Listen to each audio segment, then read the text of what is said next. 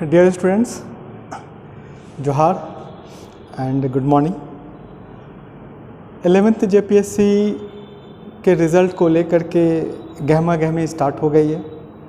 जैसे ही JPSC के नए अध्यक्ष की नियुक्ति हुई वैसे ही ये माना जा रहा है कि अब रिज़ल्ट पब्लिश करने की प्रक्रिया जल्द ही प्रारंभ कर दी जाएगी। मैंने पिछले वीडियो में बताया था कि दो स्थिति हो सकती है। पहली स्थिति ये हो सकती है कि जो नए अध्यक्ष हैं वो पुराने अध्यक्ष के द्वारा जो कॉपी की जांच की गई थी और नंबर को दिए गए थे उसी आधार पर वो रिज़ल्ट को जारी कर सकते हैं। या दूसरी स्थिति ये हो सकती है कि यदि नए अध्यक्ष जो है वो पुरानी कॉपी जांच की प्रक्रिया से असंतुष्ट होते हैं तो वो किसी एक पेपर या समस्त पेपर या जो उनको लगता है उनकी कॉपी की दोबारा जांच करके रिज़ल्ट को पब्लिश कर सकते हैं। तो दोनों स्थिति में रिज़ल्ट तो पब्लिश्ड होगा और रिज़ल्ट पब्लिश्ड होने के बाद जो है वो इंटरव्यू की जो प्रक्रिया है, जो अंतिम पड़ाव होता है, वो इस प्रारंभ हो जाएगी। इंटरव्यू के लिए भी हम लोग लगातार बच्चों को समय समय पे उनका मार्गदर्शन कर रहे हैं और उनसे ये अपेक्षा करते हैं कि वो अपनी तैयारी को प्रारंभ कर दें। बहुत सारी तैयारी होती है, सिर्फ ऐसा नहीं होता है कि आप सिर्फ जा कर के पैनल के सामने बोलते हैं, बल्कि उसके पहले की बहुत सारी तैयारी होती है। जैसे फॉर एग्ज़ाम्पल आप अपने ड्रेस के बारे में तैयार करते हैं। अभी जो एक बड़ा इम्पॉर्टेंट प्रश्न उभर करके सामने आ रहा था कि क्या JPSC इंटरव्यू जो 11 to 13 है उसमें क्या क्या डॉक्यूमेंट्स की ज़रूरत होती है। तो आज हम आपके सामने डॉक्यूमेंट्स के बारे में बात करते हैं जिसे आप ले करके इंटरव्यू में जाते हैं और इसको लेकर के बच्चों में बहुत सारी क्वेरीज़ हैं। तो प्लीज़ इस वीडियो को देखें और अपने डॉक्यूमेंट्स को पूरी तरह से जो है वो सही रखें ताकि इंटरव्यू के समय किसी भी तरह का भागम भाग ना करना पड़े। तो आइए हम डिस्कस करते हैं कि JPSC इंटरव्यू चाहे वो सिविल सर्विसेज का हो या अदर्स का इंटरव्यू हो, उसमें क्या क्या चीज़ों को आपको कैरी करना है। सबसे पहले आप समझिए कि आपके जो मैट्रिक, इंटर, ग्रेजुएशन के जो सर्टिफिकेट होते हैं, इसके बाद भी आप अगर MA किए हैं, है ना, तो उनके जो ओरिजिनल सर्टिफिकेट होते हैं उनको कैरी करना है और साथ ही साथ उसका एक जेरॉक्स कॉपी भी रख लीजिएगा। तो सबसे पहले होता है मैट्रिक का सर्टिफिकेट, जिसको हम लोग एकेडमिक सर्टिफिकेट कहते हैं, उसको कैरी करना है ओरिजिनल में भी और उसका एक जेरॉक्स कॉपी रखेंगे। दूसरा जो बड़ी क्वेरीज हो रही है आज और मैं उसी को लेकर के थोड़ा सा या इस वीडियो में फोकस्ड हूँ, वो है कास्ट सर्टिफिकेट। कास्ट सर्टिफिकेट्स को लेकर के बच्चों के अंदर बड़े क्वेरीज हैं। तो पहले तो मैं ये बता दूं कि अगर कोई जनरल कैंडिडेट है जिसको कास्ट सर्टिफिकेट बनाने की ज़रूरत नहीं पड़ती, तो जनरल जो कैंडिडेट है उनको अपना कास्ट सर्टिफिकेट तो नहीं बनाना है, लेकिन अगर हो सके तो अपना रेसिडेंशियल, अगर वो झारखंड के हैं तो अपना एक रेसिडेंशियल सर्टिफिकेट ज़रूर बना लें, क्योंकि हो सकता है कि कई बार झारखंड के बच्चों को जनरल में भी हो सकता है कि कुछ प्रायोरिटीज़ के इंटरनल नियम हो, तो उस नियम के अनुसार आपको बेनिफिट हो सकता है। तो जनरल कैंडिडेट को एक तो एकेडमिक सर्टिफिकेट, दूसरा जो है वो है आप अपना रेसिडेंशियल सर्टिफिकेट बना सकते हैं। बना के रखने में फ़ायदा ज़्यादा है। तीसरी बात यह है कि आप जब इंटरव्यू के लिए जाएंगे तो अपने साथ आधार लेके जाएंगे, आधार कार्ड ज़रूर लेके जाएंगे जनरल कैंडिडेट।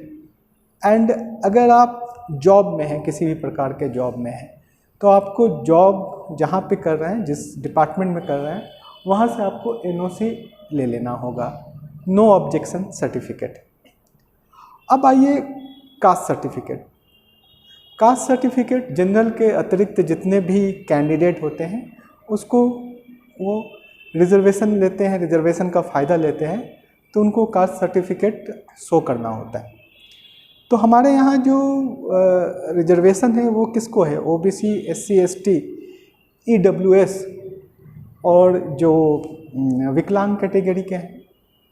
तो आइए हम सबसे पहले बात करते हैं कि कास्ट सर्टिफिकेट, अगर आप BC1 और BC2 हैं, यहाँ OBC जो है वो 2 भागों में बटा हुआ है, BC1 एंड BC2। तो ऐसे कंडीशंस में आपने PT के समय जो अपना BC1 या BC2 का सर्टिफिकेट दिए थे उसी को कैरी करना है, लेकिन उसके साथ साथ आपको फॉर्म 15 भर के ले जाना है। फॉर्म 15 आपको आयोग के साइट में भी मिलेगा, मतलब JPSC के साइट में भी आपको अवेलेबल होगा, बाहर से भी ले सकते हैं। फॉर्म 15 जो है वो इस बात की वैलिडिटी देता है कि आपका जो सर्टिफिकेट है वो आगे कैरी करेगा। तो BC1 एंड BC2 के स्टूडेंट्स के लिए बड़ा इम्पॉर्टेंट बात ध्यान रखिएगा कि आप अपने पुराने जो कास्ट सर्टिफिकेट है जो PT के समय आपने जमा किया था उसको ले जाना है, और साथ ही साथ आपको फॉर्म 15 भर के ले जाना है अनिवार्य रूप से। ठीक है। दूसरी बात समझ लीजिए, जो EWS कैटेगरी में आता है, इकोनॉमिकल वीकर सेक्शन, तो इकोनॉमिकल वीकर सेक्शन ने जब PT के समय अपने फॉर्म के साथ जो सर्टिफिकेट लगाए थे और जब वो इंटरव्यू के समय आएंगे तो वैसे कंडीशंस में उनको न्यू सर्टिफिकेट बना कर ले जाना होगा। इसीलिए अगर आपको ये लग रहा है कि नहीं मेरा कॉल आ सकता है तो आप इन प्रक्रियाओं को प्रारंभ कर दीजिए। देखिए SC और ST के लिए जो पुराने सर्टिफिकेट्स हैं जो उन्होंने PT के समय जमा किया था उसी के ओरिजिनल कॉपी को आपको लेके जाना है, उसके अतिरिक्त आपको कोई नया सर्टिफिकेट कुछ नहीं बनाना है। एंड मैंने पहले ही कह दिया कि अगर आप जॉब में हैं, किसी भी तरह के जॉब में हैं, चाहे आप वो किसी भी कैटेगरी से है, OBC है, BC1 BC2 जनरल कैटेगरी से हैं या विकलांग कैटेगरी से हैं, तो ऐसे कंडीशंस में आपको अपने डिपार्टमेंट से NOC को लेकर के जाना होगा। तो इस बात का ध्यान रखिए कि कुछ सर्टिफिकेट को कैरी करना अनिवार्य है। जहाँ तक बात आती है BC1 एंड BC2 का, जब आप सर्टिफिकेट बनाते हैं या SC ST भी आप जब सर्टिफिकेट बनाते हैं, कास्ट सर्टिफिकेट बनाते हैं, तो उसके नीचे में उसमें मेंशन होता है आपका एड्रेस, आपका रेसिडेंशियल सर्टिफिकेट। लेकिन कई बार JPSC जो है अलग से भी रेसिडेंशियल सर्टिफिकेट की मांग करती है। तो ऐसे कंडीशंस में जितने भी कैंडिडेट हैं जो झारखंड से हैं, चाहे वो जनरल कैटेगरी के हों, चाहे SC हों, ST हों, BC1 BC2 हों या जो डिसेबल्ड कैंडिडेट हों, वो सब लोग अपने साथ एक रेसिडेंशियल सर्टिफिकेट बना करके रख लीजिए और उसका निश्चित तौर से फ़ायदा होगा। खास करके जनरल वाले को तो ज़रूर फ़ायदा होगा, क्योंकि इससे आप डिफ्रेंशिएट किए जाएंगे अदर स्टेट के साथ। तो इन डॉक्यूमेंट्स को कैरी करें, और इन डॉक्यूमेंट्स को अगर टाइम है अभी तो उसको बनाना प्रारंभ करवा दें, और अगर बन जाता है तो बेहतर है कि वो चीज़ें हैं। या अगर आप चाहते हैं कि रिज़ल्ट के बाद बनाएं तो तब भी बना सकते हैं, लेकिन उस समय क्या होगा कि उस समय आपके पास टाइम कम रहेगा और आपको बहुत सारी अलग तरह की तैयारियां भी करनी है, मॉक देना है, ड्रेस को देखना है, ड्रेस रिहर्सल करना है, बहुत सारी सब चीज़ें।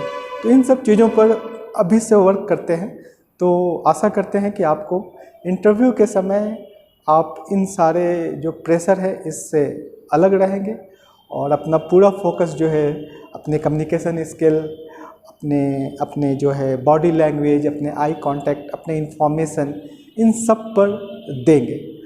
हम नेक्स्ट वीडियो में आपके साथ इस बात का भी उल्लेख करेंगे कि कैसे हम लोग कम्युनिकेशन स्किल को डेवलप करें, कैसे हमारा ड्रेसिंग सेंस हो, कैसे हमारा आई कांटेक्ट हो, कैसे हमारी पर्सनालिटी डेवलपमेंट हो, इन सब चीज़ों पर।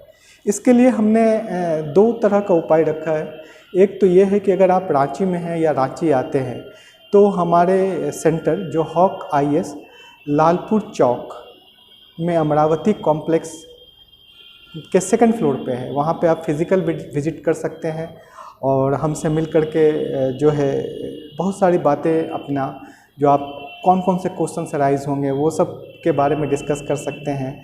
हमारे साथ हमारे पैनल में कई ब्यूरोक्रेट्स हैं, कई रिटायर्ड ब्यूरोक्रेट्स हैं, कई प्रोफेसर्स हैं, कई आयोग के एक्स मेंबर वगैरह भी इसमें सम्मिलित हैं, तो आप इसका लाभ ले सकते हैं।